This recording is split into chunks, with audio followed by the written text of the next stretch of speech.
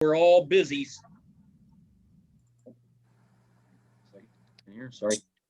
Okay, good morning, everyone, and welcome to the June MPO Coordinating Committee meeting. Appreciate you taking time to join us today.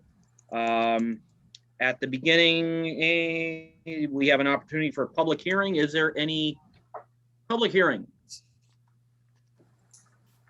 Any public comment? All right, hearing none, do I have a motion to approve the minutes from the March 10th, 2021 meeting? Bill Kuhn, so moved. I have a motion by Bill. Do I have a second?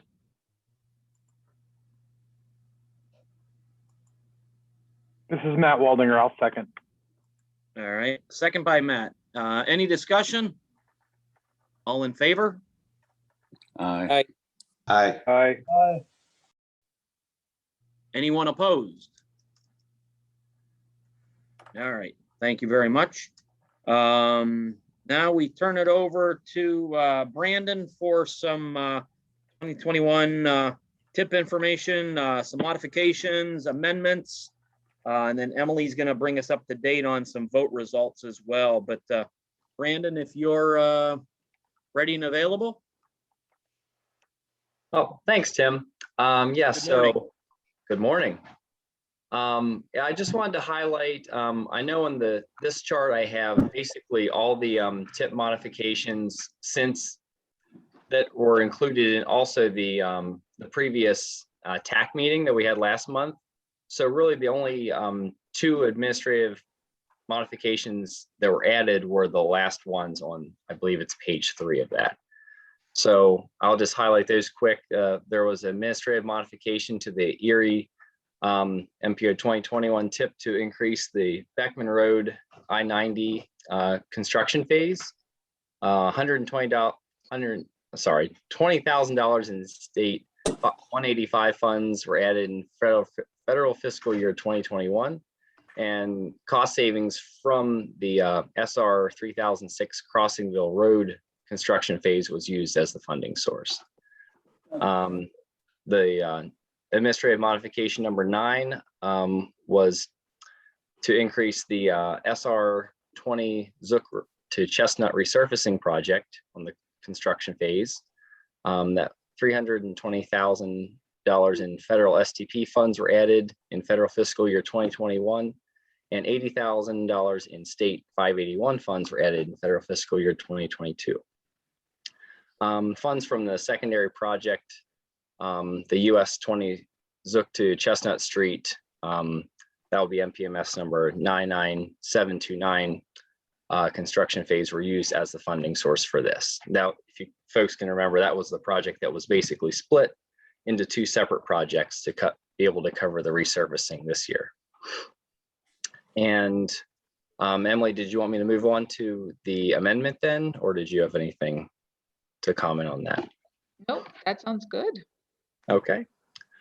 So the amendment we actually did cover at the TAC meeting last month. This will be shown as Amendment 1 on the chart, and that was the one, if you remember, to add US 20 Zook to Chestnut resurfacing to the Erie MPO 2021 tip as an early action project for the subsequent one, which is MPMS number 99729. And as last month we had covered it, it was still awaiting, I believe, still MPO and ESTIP approval.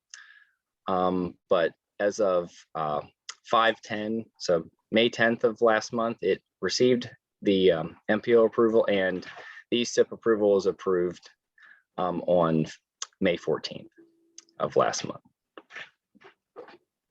So that being said, that covers all the, and there Emily has the PMC approval shared on the screen there as well, if anyone has any questions with that. No, anything to add, Emily?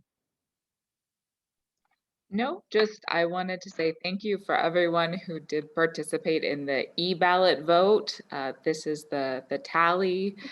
We actually had 3 total e-ballots from our last coordinating committee meeting. So this is one of them. So thank you for everyone who did vote. And if you see anything that I missed on this vote, please let me know. But thank you very much for your participation in the e-ballot vote. All right. Let's see, Brandon, did you have anything else to add then? Were we gonna? Nope, just, I know the next item I believe is the FCC informational items. There really were no changes from the TAC meeting, so still just the 4 statewide program modifications and 1 interstate program modification. Okay, So unless there are any questions, I have nothing else to add. any other questions of Brandon? No? All right, well, thank you, Brandon. Appreciate Yep. your time. Thank you. All right, anything else then, Emily, or just on to the updates on the Penndot pathways with Well, Kevin? really quickly, since one of those informational items had to do with some of the Bayfront project, you can see here that there are different funds moving around for the Central Bayfront project. I thought this would be a good time to discuss our second e-ballot vote, which was to apply for earmark funding from the Senate for the Bayfront project. So we did vote on that, and the MPO did approve that application. So that application is included in the packet here. If anyone had any questions about this application, happy to talk about it now. Penndot was very, very instrumental in writing a lot of the actual descriptions of the project. So they can answer questions as well too. So did anyone have any questions about this Senate application for $25 million?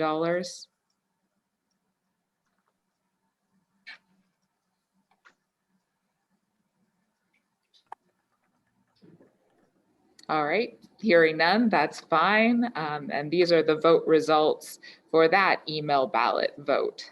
So thank you for everyone who participated in that email ballot. Great. Okay. Thank you, Emily. You want to discuss a little bit about the local federal aid routes, right? That there will be funds available? I do. I don't know if Kevin or Brandon would like to touch on first some of the financial guidance updates or the PennDOT pathways or the TROC. Is there anything new, Brandon, that you would like to share, or if Kevin is on, if you would like to share? And Emily, this is Kevin. Oh, I'm on here.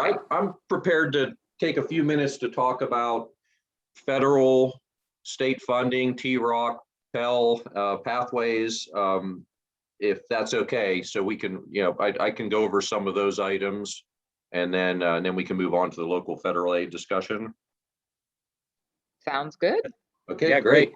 All right, excellent. All right. Let me give you a quick update. There's a lot of things changing. As you know, if you've been paying attention to the news at all, there's a lot of stuff going on the federal side. So I'll be succinct here on the federal part.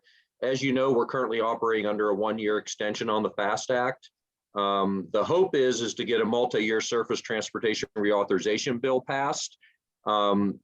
That was kind of questionable when the new administration proposed I would say a very large and all-encompassing transportation bill, infrastructure bill.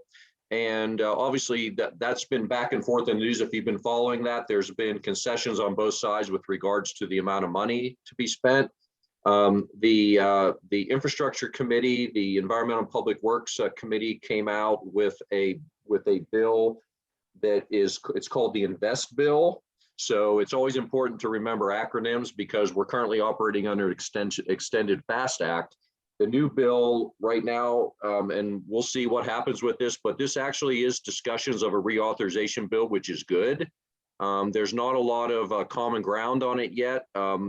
We have, again, I think the desire on the Republican side of things is to stick to what a reauthorization bill or an authorization bill typically would fund.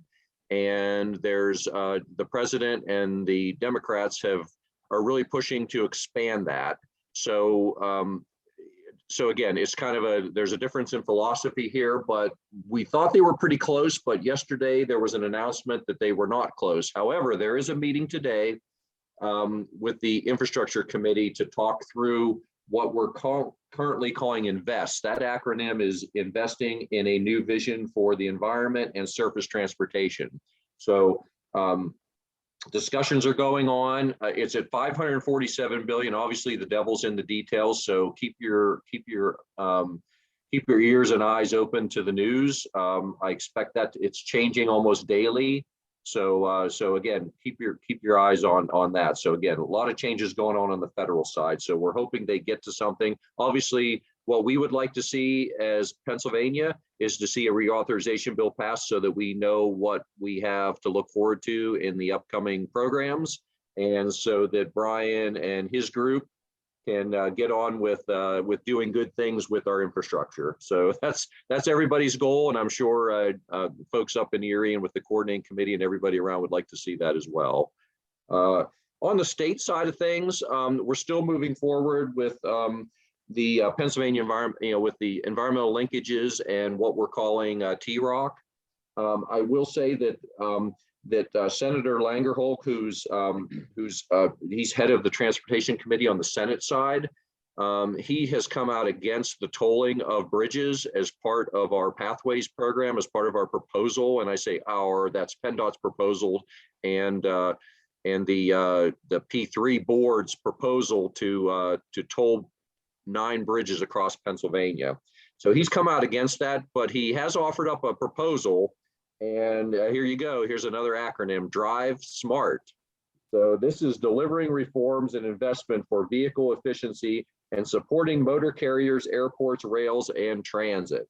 So this is Senate Bill 555. I'm just mentioning this. It's got a long ways to go. So by no means is this final. It's only in the Senate. It's being proposed and being considered along with a number of other bills that deal with raising fines for violations, establishing land development zones around airports. There's a lot of infrastructure things floating around in committee right now. So again, we want to pay attention to that. This Senate Bill 555, though, this Drive Smart that's been proposed by Senator Langerholk, it also increases fines. It looks at a 3-cent mile fee for electric cars. It directs more of the American Rescue Plan Act, so that COVID relief funding directs some of that to funding highways, bridges, and turnpike, because a lot of that is right now being held. There was a lot of money that was released, and it's kind of set up in some programs, and those programs are set to expend those monies over the next several years in a lot of cases. So there's a desire by a lot of folks to get that money to work since it's already been approved. And then another component of this also is to look into additional cost savings at Penndot. So that's kind of a piece of that too that again we'll kind of be looking at. Obviously, folks at Penndot are kind of interested in seeing what that's all about. No details there. So that kind of covers the federal and state side of things. So real quickly, I know Penndot Pathways, again, moving forward with initiatives and talking through things with the TROC.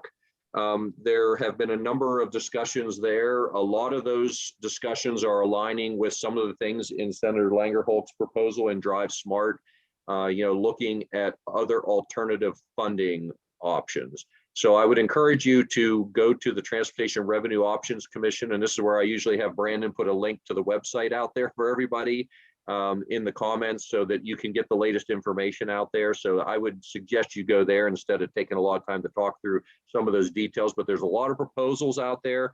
There's been a number of public comment periods. There's been presentations. All of the presentations and everything that's been presented to the public is all out there and it's available on that website. So I would encourage you to go out and take a look at what some of the proposals are. These recommendations, so right now we're taking in all these recommendations, looking at some proposals, and the secretary who is leading up the TROC Commission, they are charged with providing a final report by August 1st. So that is coming quickly. So I know we have some folks in Penndot that have been working pretty feverishly with that committee and with the secretary to finalize that report. And I know they're currently working on it right now. So again, we're getting a lot of input on that. So so again, for those of you that have participated in any of the public comments or responded to any of our requests for any kind of comments, suggestions, ideas for funding transportation, again, we appreciate all that input. So with that, I will stop talking. And if there's any questions, I'll be happy to try to answer those. Thank you, Kevin. Yep, you're welcome. Was there a question for Kevin? No. Okay. Alrighty. If not, then we will move on. Emily, a little bit of an update on the local federal aid. Yes, so it's that time of year again for municipalities that have locally owned roads that are on the federal aid system. There is $500,000 of TIP funding available for paving in 2022. So for this round, the applications will be due back to me by July 26th, 2021. So that is coming up, but PennDOT does need some time to go out and drive the roads. So July 26th is the deadline. And just for a refresher, this is the application forms. It is the exact same as last year. So fill out the form, do a cost estimate using PennDOT's ECMS system for unit prices, attach a map, and send it back to me. There is a timeline also attached here. Hopefully we can get this done very quickly and the projects can be awarded at our next coordinating committee, which will be in September 8th. We can actually vote, award the funds, and get them moving for a 2022 let. So if anyone has any questions, we can talk about that now, but the process is the same as it was last year. Great. Okay. All right, so the ball's in the court of, what is it, 11 municipalities that have? Yes, 11 municipalities. Okay. I will send out the list and the maps to show all the municipalities where those roads are. They have not changed, but in case you need a refresher of what roads are local federal aid routes, I will send that out to those 11 municipalities. Great. Thank you, Emily. Of Okay. course. Updates on the $5 local use fee projects. Harbor Creek Township is the recipient of one of those, being Leet Road. We're still in a kind of a treading water position on that one. Our project, just working on getting easements from 2 out of the 4 property owners. I don't see a project happening certainly in 2021. So that's the Harbor Creek update. Emily, I know there's a few more out there if you have updates on them. Sure.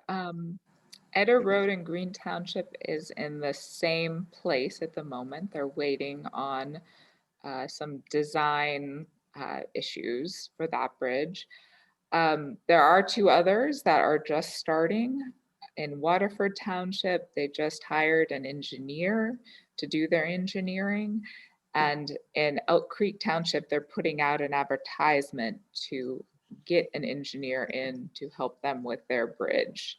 So those are the 2 other projects. Then we also have Kakwa. which was subject of another e-vote. So thank you for everyone who actually voted on that. These are the voting results from that e-ballot vote to reprogram the funds from the access road to the demolition of the bridge. I don't know, John, do you want to say anything about this? Yeah, I'll say where we are right now. Since the e-vote, I did present the proposal to City Council, and they've approved accepting the reprogramming funds, and I've sent that executed resolution to Josh Montgomery so he can create the project. And very shortly we'll be going out for bids for the demolition. And we've finally achieved full consensus on the idea of what should happen down there, I believe, as far as the demolition. So everything looks good in that respect, and we're ready to move forward as soon as the project's created and I get my bids together. So, and then at some point we'll be coming back to the group. Let me remind everyone that there was the study as well, and the question now is, do we still pursue the study and spend the $75,000, or do we did a survey of 329 residents in the area. We got a 63% response rate, over 200 responses, and 50. So that's a pretty good response rate as far as surveys go. And 55% of those surveys received wanted a vehicle bridge similar to what's there now with enhanced sidewalks. Only 38%, I believe, wanted the pedestrian only bridge, and only 7% wanted no bridge. So the question becomes, can we accept those survey results and the engineering judgment and everything as in lieu of spending the money on the study? And if it's determined that we can pursue a vehicle bridge with enhanced sidewalks without the study, we would want to move forward on that as soon as possible and apply to the MPO for the next funding round of the $5 fee to replace the bridge. So I don't know, Brian McNulty, do you have any comments on how we might proceed with that? Trying to decide whether to pursue the study or accept the survey results as in lieu of the study? Yeah, John, I don't know that I would. I guess my only comment would be that as the owner, if Penndot were the owner, I think if we felt, normally our default would be to replace what's there, and if you were going to do something different, if as the owner you wanted to do something different, is probably when we would perform a study. So if as the owner the city is okay with the vehicular bridge and sidewalks that serves both of those modes, then I wouldn't see a need for a study. Just my opinion, though. Yeah, I agree with that opinion. I think that based on our public outreach and all that, and that's what the people want, is the status quo, replace what they already have. So I'm okay with, and the survey results back that up. So I'm okay with proceeding with replacement in kind. But we're not, I'm looking for funding too. So the funders have to agree with our thoughts on that. Bill Kuhn here. I have a question. Is it legal or to take money that was put in for a study in order to just be taken and used to put a different bridge in? To me, that's a misappropriations. I don't know if I'm right, but it sure seems that way. I mean, I've never been allowed to take any monies that was set for one thing and use it for something different. Well, I would just say that we would just, in essence, cancel the study and not use that money for replacement, but just cancel the study and as not needed. And then we use the survey results to support our request for a new project for replacing the bridge. Okay, I can see that in that kind of a way, but I'm going by what the newspaper had said, you know, we're just going to take that money and use it elsewhere, you know, for a different thing. And that doesn't seem right. I would say we just cancel that request, and then that 75,000 would go back in the pot and it would be available for new requests. Yeah, Dave Mitchell here. I think we can do that in committee. John would bring back to the use committee the proposal as he outlined here, and I think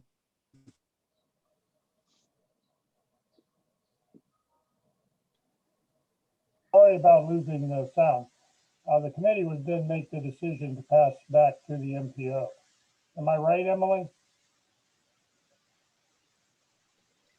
Yes, yes, exactly. So the deciding factor on where the money is spent on these projects is the MPO subcommittee on the $5 local use fee. I guess the legal framework of this is Pub 9, which is a Penndot publication that does specify certain uses of the funds.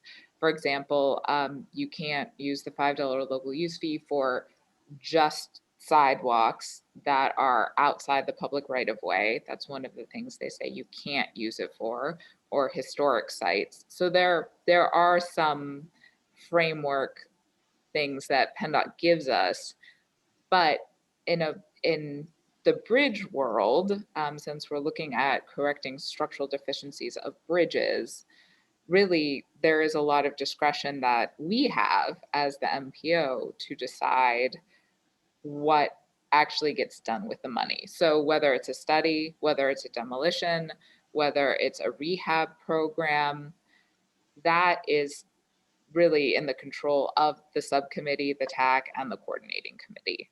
So, and I think, Bill, you are on all three of those boards. Yes. So Yeah, there will be more discussion. I'm just concerned about, you know, whether somebody could come back on us and raise Cain. That's all. And I will say right now, we do not have enough funding to do anything else. So even if the committee would want to rebuild the bridge right now, the funding isn't there. We have to wait for more money to come in to the local use fee fund. So once that happens, we will reconvene the $5 local use fee committee and talk about it there.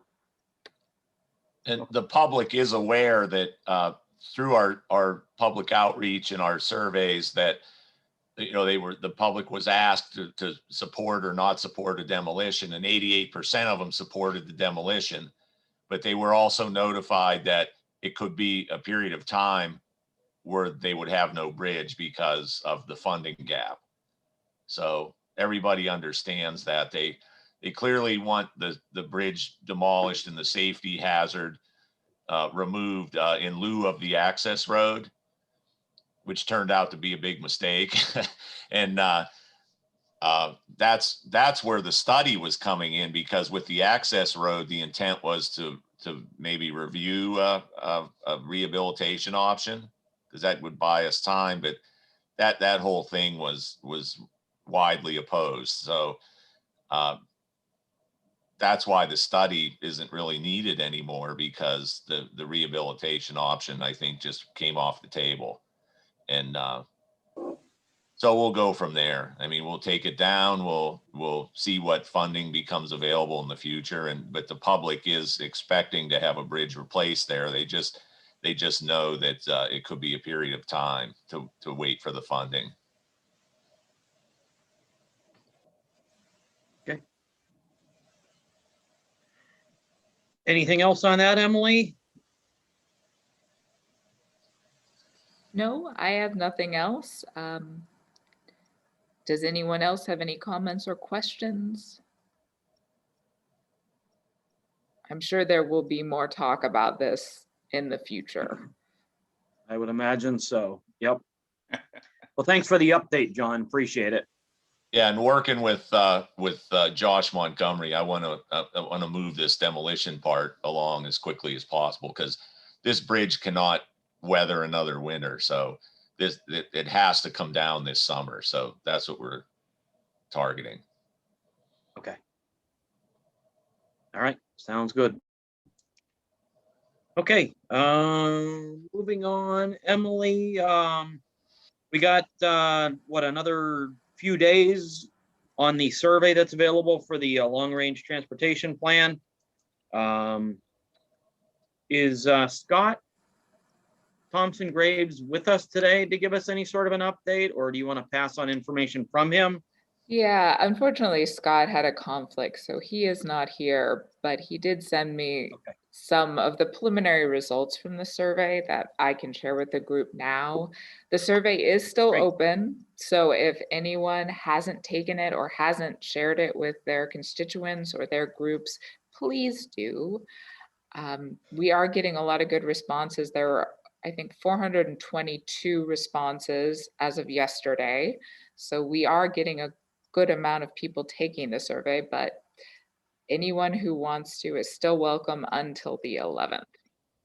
So just to Okay. go over some of the very brief results of that survey, we looked at access to different amenities in the communities. So similar to previous years' surveys, parks and green space are something that people want to have access to, and they don't see it as a great access at the moment. So you can see the percentages of people who are saying they have excellent access to things like healthcare and fresh food. So there are definitely things that could be improved. This is the modes that people take to reach those different locations, and it's overwhelmingly cars. There's a lot of people that drive to these locations. So, looking to enhance some multimodal access to places is important, but the vast majority of people are driving. So the transportation priorities was another thing that was surveyed. So looking at this, the most important things to people really do seem to be road pavement and road condition. As most people are driving, that would make sense. But there are lots of other things that are important too. And then looking at funding, we do see that preservation of existing roads is the highest ranked item to be funded. So we're seeing a lot of correlation here. People drive to locations. They want the roads to be in good condition, and that is the most important thing for funding for them. So, looking at some of the statistics of who we've reached, we have a pretty good demographic for ages spread. I will say we are lacking a bit in our minority outreach. So both Scott and I are doing some targeted outreach to African American communities, Hispanic communities, and other minority communities that the survey doesn't seem to be reaching as well right now. So we can get more input from those communities. And most of this is the general public. So I think that's good. We are really getting at the general public and not just government officials. Looking at where people are responding from, we have a lot of coverage over the county for where people work and go to school. And then even more when we look at where people live. So these are the places where people live, and this is where they work. So that is very interesting, but I think we're getting pretty good coverage. I'm happy with the amount of coverage we're getting throughout the county with the survey results. So does anyone have any questions so far, or feedback or ideas to get this survey out before it closes on the 11th? Emily, this Yes. is Kathy. Hi. Hi, I had a question. I knew you had asked for zip codes. So is it possible maybe after the survey is closed that we could see a more granular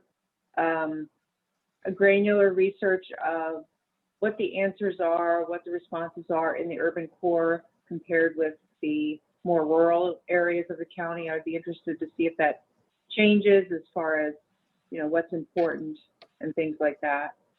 I think so, yes. Once this is closed, I will go back, double back with Scott to make sure that's possible. But I think that would be a pretty easy correlation to make. Unfortunately, we didn't go down to like census block groups or we don't have more refined geographical data. We only have the zip codes, but correlating the answers of access to those zip codes should be very simple to do. So we can definitely do that. Great. That'd be helpful. Thank you.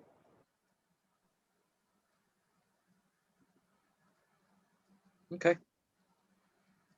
Does that wrap up? Hey, Emily, it's Gene from Federal Yes. Highway. I was just wondering what that area is at the top center there that has the red boundary around the white section. Let me see. Are you talking about this? Right there, yes. That's actually the bay. So this is the peninsula, our state park. It reaches out into Lake Erie. So people actually don't, well, other than the houseboats, there isn't a demographic population on the peninsula. So it's just considered the zip code. But this is water. We have water in the lake and then water in the bay. Oh, okay. Sorry about that. Oh no, it's okay. It is a little confusing the way that the zip code does go on to the peninsula, because I don't believe anyone is taking the survey and living on the peninsula other than the houseboats, which might, but I don't know if their addresses would actually be the peninsula. That's a good question to research. All right. Okay. We're gonna move on then. We got updates from Danny, I believe, from EMTA, and then maybe Terry on a safety information. Then we will have a vote. Correct, Emily? Yes, that's correct. All right. For the planning studies right now, we are just continuing to use up the UPWP funds for a number of different transit planning studies. The PTAS, the Public Transportation Agency Safety Plan, has been completed. As Tim just mentioned, Terry will be giving a brief overview of the safety targets. As of the project updates right now, we did have a press release. I believe it was the end of April, for the 9 new buses that are out on the road now. Those are 9 new 35-foot CNG buses. We do have 2019 and 2020 bus and bus facility grant funds that we are waiting to be pushed through by the FTA. That will fund the purchase of 8 new CNG buses, so that will be exciting when we are able to order those. We do now have mobile ticketing through the Token Transit app. There's stuff on our website. You can go to the Token Transit website as well. Everything walks you through. There's so many different resources on there, and it's actually a very, very helpful website if anyone has questions on that. The Prescott Express route has been brought back. That will begin this coming Monday, so we're excited to announce that. And we just ordered 15 new paratransit buses, and the tentative delivery date as of right now is July 2021. We have been having some issues with the microchip production, as most have seen with all the Ford buses or Ford vehicles. So that is the only thing holding us up on that end. Do we have any questions?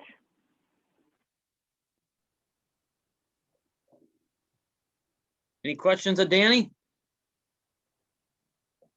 No? And then Danny, you said maybe Terry was going to be joining us? Yes, Terry Thompson is here with us, and he's going to go over those safety targets now. Good morning, everybody.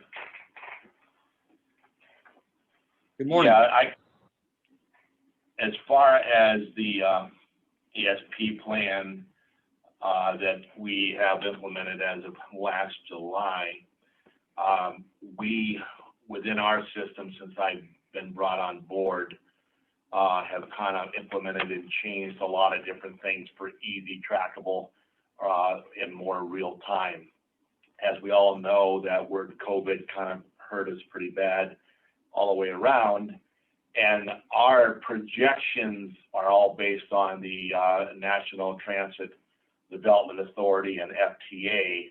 And what we are doing is that in the figures that you folks ended up seeing in 2019 off of our plan, before I came on board, there was a lot of things that were entered that really didn't pertain to what FTA requires. And so we were kind of hit and missing in there. 2020, of course, our fiscal year is just ending at the end of this month. So those target dates that we originally did over a year ago, the good news is that our safety events are dropped dramatically. That deals, with incidents, occurrences, and so forth that we have to report. 2021, now once we get this data situated, it'll take me probably until September to actually get all the true numbers that match our safety events, our injuries, and system reliability. The good news is we're definitely on the right track. And the reason why I say that is that looking in the past, we had a lot more incidents, injuries, and occurrences, but it really didn't show a true picture. But now we are doing, I've got several worksheets that Danny, myself, and one of our consultants are the only ones that can touch that. I enter everything on a day-to-day basis. It also talks to all of our other spreadsheets and allows it real time what's going on, where are we at, what do we need to do to improve, and what do we need to train on. So fatalities are zero. Of course, we're a zero tolerance here.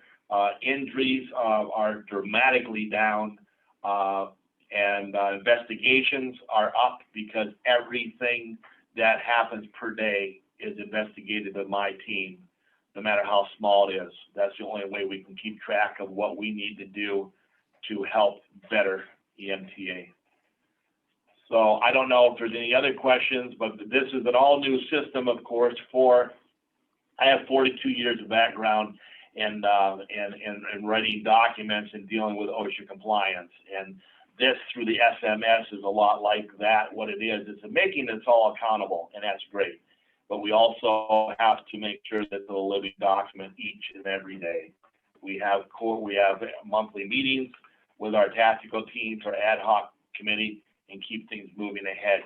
And we know that sometimes you have to change patterns, you have to change direction to make it work. Anything that I may be able to help you out with?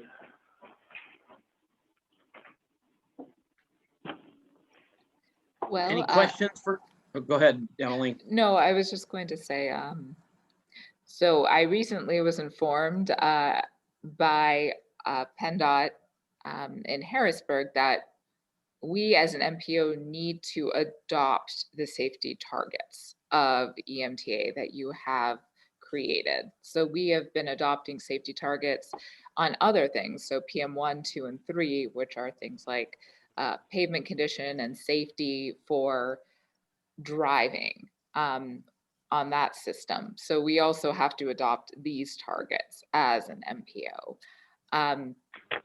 So we do need to vote to adopt these targets.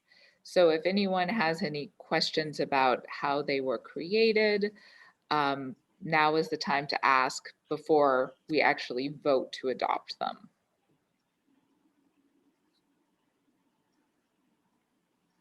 Are there any other questions of Terry or Danny? I mean, it sounds like they have a pretty aggressive approach on their safety plan. I can't think of any questions. I'm sure they've covered it all. Yeah, they're pretty straight and to the point of what they want on there, so. Okay. All right. Hearing no questions, I'll call for a motion for adoption of the transit safety targets for EMTA. Eric Martin, so moved. Do I have a second? I'll second it. Mark Welka. Thank you, Mark. Any discussion? All in favor? Aye. Aye. Aye. Aye. Aye. Aye. Aye. Anyone opposed? Thank you, everyone. Motion carries. Everyone, Thank you. Certainly. Thank you, Danny and Terry. Appreciate it. of course. Now we're gonna move on to, is Ron with us today, Emily? Here, Tim. To give us oh, okay, great. An update on the Penndot project newsletter, please. Yep. Good morning, everybody. Not too many changes this month on the newsletter. Just go over some brief updates. The Depot Road project, as you can see, the project information and limits have been updated to include the concrete section at the I-90 interchange. That was something that we had updated since the last meeting. We're now getting into the finalization of the right-of-way process. There's some utility relocations and some stormwater facilities that are being reworked to avoid some archaeological issues around the Clark Elementary School. So we're working through that process and hope to get the right-of-way finished up here pretty quick. I think moving down to really the only other real update I have is on the West 8th Street corridor improvements. Again, we're on that final review, moving towards advertisement. So that project's getting towards the finish line. And I believe that's really all the updates I have. But I'll open it up to any questions on any projects that anybody has.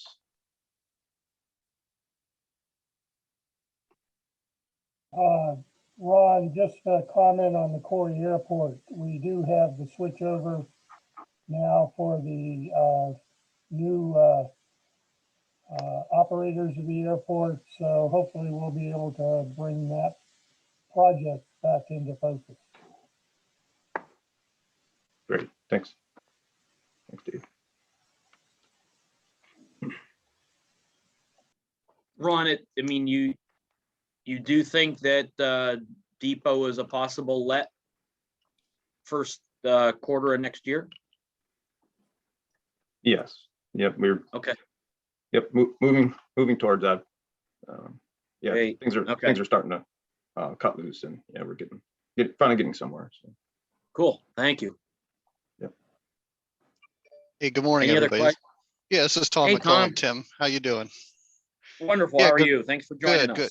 Yeah. I just wanted to give everybody an update on some construction projects too. I know this newsletter focuses on design, but just for food of thought or good of the order here today, out on I-90, the first 3 miles coming in from Ohio, that paving and that work's supposed to be done in mid-July. And then our kind of sister project right beside it from milepost 3.5 to 10, that's actually a little ahead of schedule right now. It's we had the bridge hit out there on 215, and our contractor actually has 3 crews out there working, and they're expecting to be completed at the end of 2023 instead of the spring of 2024. So they're making really good progress out there. So let's keep our fingers crossed that continues. The roundabout at Hammett and Oliver in Summit Township, we had our pre-construction meeting, and that construction job is though they should be out on site here on June 21st, so a couple Mondays from now. Down on the Bayfront, maybe right after Memorial Day, you started seeing some action down there. Soldiers and Sailors Bridge is moving forward. We worked through some issues with CSX and Penelec, some utility issues, but we're getting them wrapped up and you'll see more going on down there. We actually have, they'll be digging the abutments soon for the bridge. And in that, we'll have an archaeological monitor on site to make sure that, we don't dig up any artifacts or anything like that. So, we did a lot of archaeological work during the design phase to, make sure, we weren't disturbing things as well. Just some other intersections people might be interested in. Union City Signals is on schedule. That's the 3 traffic signals in Union City Borough. East 28th and Pine in the city of Erie, that is scheduled, or it's on schedule and expected to be done mid-July. And then we also have a paving project on 98 out near the Crawford Erie border coming, runs north-south there. So that one's on schedule as well. The only one I see that's slightly behind schedule right now is downtown Edinburgh. We have a couple intersections there, and there's some utility issues that we're dealing with, and also right away that we've been focusing on. So that one's a little behind schedule, but all the other ones are looking good, and we hope for continued good weather, and construction will keep moving. So that's all I wanted to add to the conversation today. Thank you. Can I ask Tom? Yeah.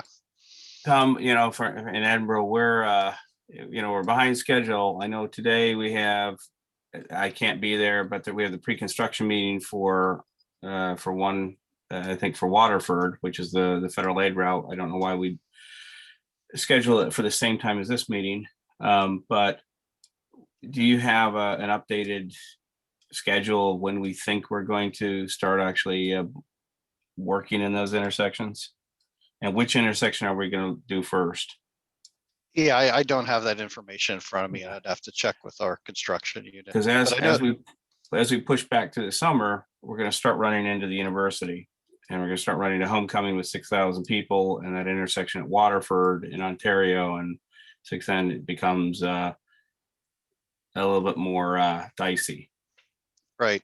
Well, I know the Waterford project, it's just getting started, and they'll get that paved probably, I would imagine before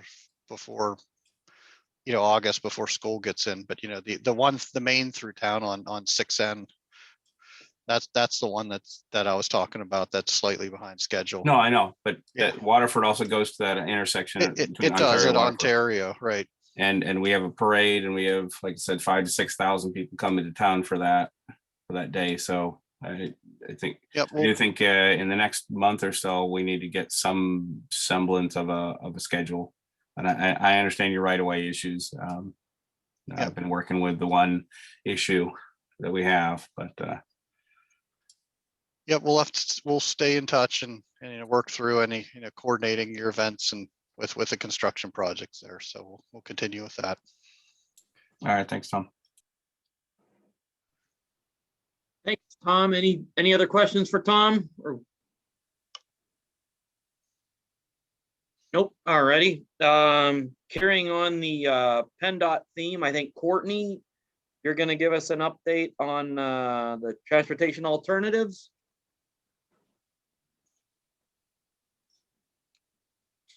Good morning, everybody. We are looking at having a transportation alternative application period that will be opening here. Emily, did you receive a date for the actual opening yet? I have not received anything official. Okay. I know at the last MPO meeting, you had mentioned that the new guidance would be out today. Yes. But I didn't see anything this morning. Have No. you? No, actually, I just was in my email checking to make sure we hadn't received something during this meeting. They did say that the guidance was going to be coming out with the specific amounts that they were going to be setting up for this cycle, and what the dates were going to be for applications to be submitted. So we should be seeing that by the end of the day today. I will make sure that Emily has it as soon as we receive something here and get it sent out to everyone. Emily and I were really hoping we would have it before this meeting was over, but time was not on our side. Yeah, things happen. But it's an exciting amount of, it's an exciting project because this is non-vehicular monies. Correct. So this is, Correct. yeah, this can be used for things like sidewalks and historic sites and pedestrian bridges and all those Yes. things that we can't normally use the other funds for. Correct. So, And the minimum for the project is $50,000 when you want to apply. So just keep that in mind when you guys are looking at potential projects, and you can reach out to Lindsay or myself anytime you have any questions on any potential submissions that you would like to make. Lindsay was going to be at today's meeting just in case there was any questions, and then she had to attend some scoping field views this morning. So I apologize, you are stuck with only me.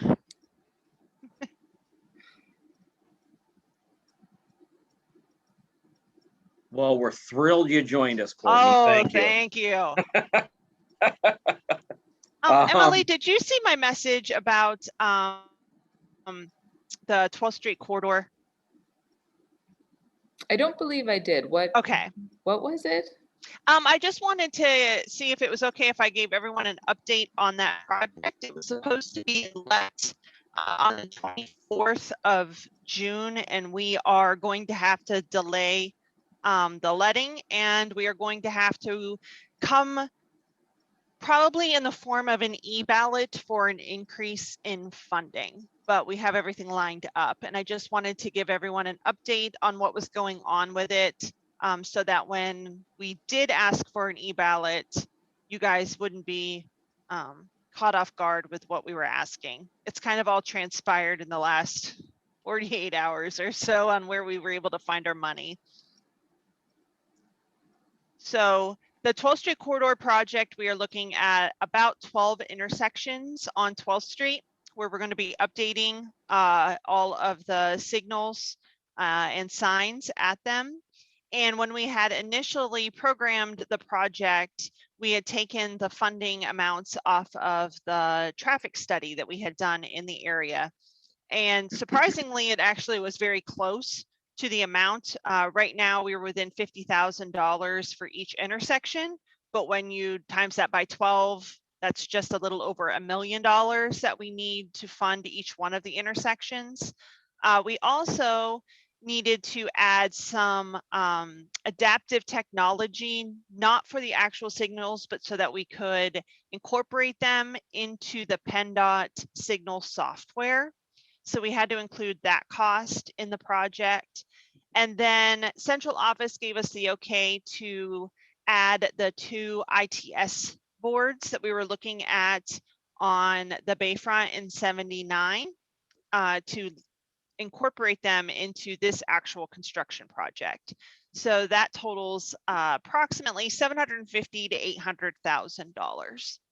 So when we add those 3 items and then inspection oversight for the entire project, we need about $2.5 million on the project. We went back to central office and asked if there was any additional HSIP set aside funds that they could give us for the project. So that way, because when we did the benefit cost ratio, the project was actually qualified for between $4.5 and $5 million. So they gave us 1.9 of the 2.5. So we are down to $600,000 is all we need to fund it off of the regional tip. And we are going to fund it with state funds at $590,000 and $60,000 of federal. And so with all of that said and done, that is going to the PMC committee down in central office in July for a vote. And then we'll be asking for an e-ballot for it, if everyone is okay with that. And then we will be looking to advertise it immediately for a let of August 26th. Okay, so we'll expect the e-ballot coming from Emily somewhere down the road before then. Yes, it'll probably be somewhere between the 2nd and 3rd week of July. Okay, all right. Thank you, Great. guys. Sure, thank you, Courtney. As Emily mentioned earlier, we've done a great job on, we had 3 ballots in the last several weeks. So if we can just continue on with replying. That works very well for us. Anything else from Penndot today? This is Brandon from central office. I just wanted to comment quick because there was the question about the TA set aside application. I was able to dig up some notes from the last planning partners meeting we had, the call we had, and the application cycle begins June 28th. And then the last day of project applications is October 8th. So. Okay. All right, great. Thanks, Brandon. Okay, if nothing else, our next meeting is a TAC meeting on August 11th. Something to maybe consider is future meetings. Do we want to continue Zoom meetings? Do we, as times are changing, I think towards the better, do we want to consider in-person meetings resuming sometime soon? Is there any feedback that way, one way or the other? Bill Kuhn, I'm all for getting back together again. I really don't care for Zoom meetings. But just my. I agree, Bill. But yeah, just one man's opinion. Yeah. Emily, is it something we could maybe do a survey and?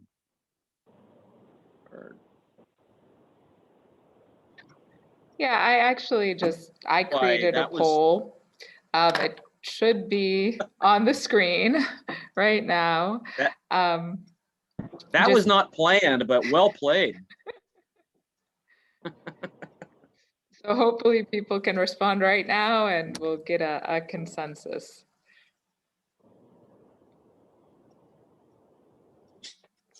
I guess this is Kathy. I've already replied.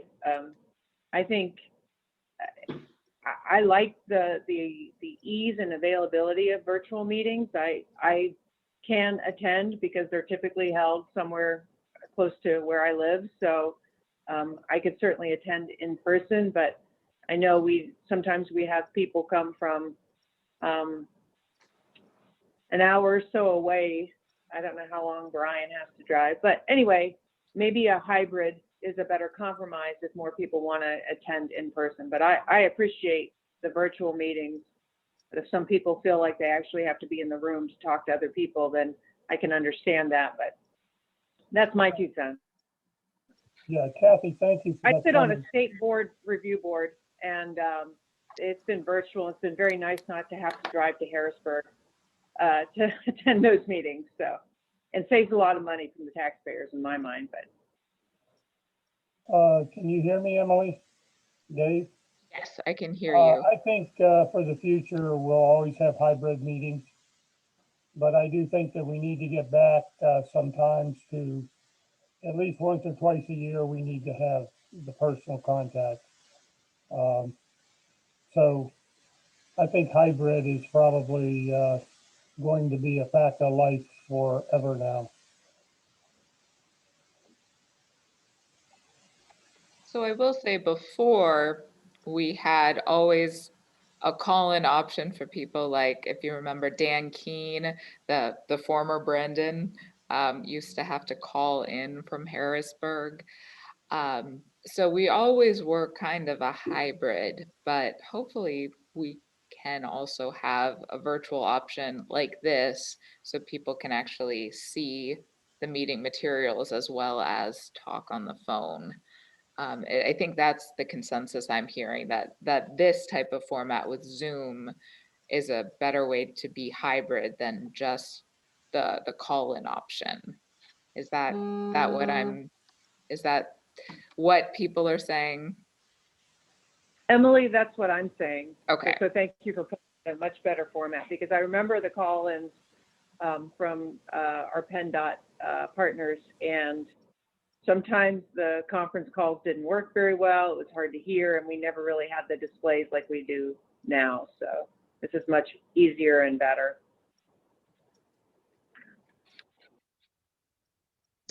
Hey, Emily, this is Brian McNulty. I totally agree with Kathy and Mayor Dave. I think a hybrid's a great option for all those reasons, as long as we've got the technology to be able to join. I think just like Kathy said, there were struggles at times trying to put somebody on a speakerphone, that type of thing. So we definitely, we drive about an hour and 20 minutes to get there.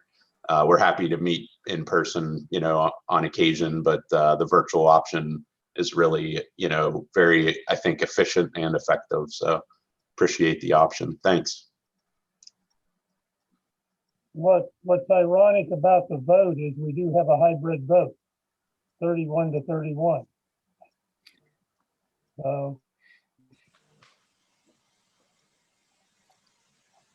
Yeah, it is split down the middle. I put the results on the screen. So yes, 9 people voted for in-person, 9 for virtual, and 11 for no preference. So that is really, we want hybrid. I also Yeah, I read was that gonna as say, hybrid. I think that's 100% hybrid. Yes. That's what I see in that vote. Hey, Emily, it's Gene. I saw that Brandon had posted in the chat. I was going to kind of weigh in from the federal highway perspective as well. Like when we wind up returning to the office, that does not automatically mean that we would be authorized to travel to meetings at that point. So those are like kind of like two separate issues. So, we don't have any information at this point even when we're going to be returned to the office at this point, much less when we would be authorized to once again do the traveling to the meetings. So that's very much up in the air at this point for what the timetable would be for that. Okay. So am I hearing you're going to stage an in-person meeting, but anyone who wants to dial in on Zoom can do so and see the meeting and participate on Zoom to the live meeting? That seems to be the overwhelming preference of everyone here. So that, I think, is what we will plan to do for the next meetings in 2021. Emily, can I pop in here for a second? There are a number of technology things we're going to have to figure out on our side of things or with whomever is hosting in order to be able to do that through hybrid meetings. So yeah, let's definitely talk offline and see if we do have the capability to do the hybrid for the next meeting or if it'll have to wait till the following. Okay, sounds good. All right, so we'll wait to hear from Emily as far as a schedule on the August 11th meeting. But as of now, it is still August 11th at 10 a.m.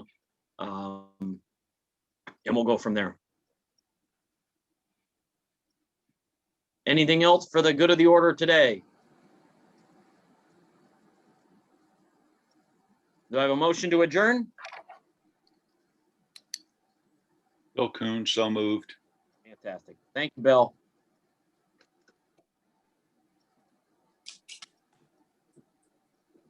I'll second it, Mark Walka. All right. Thanks, everybody, for joining us. You have a great day. Enjoy the sunshine. Thank you. Thanks, everyone. Take care. Thank you. Take care. Thank you. Bye-bye.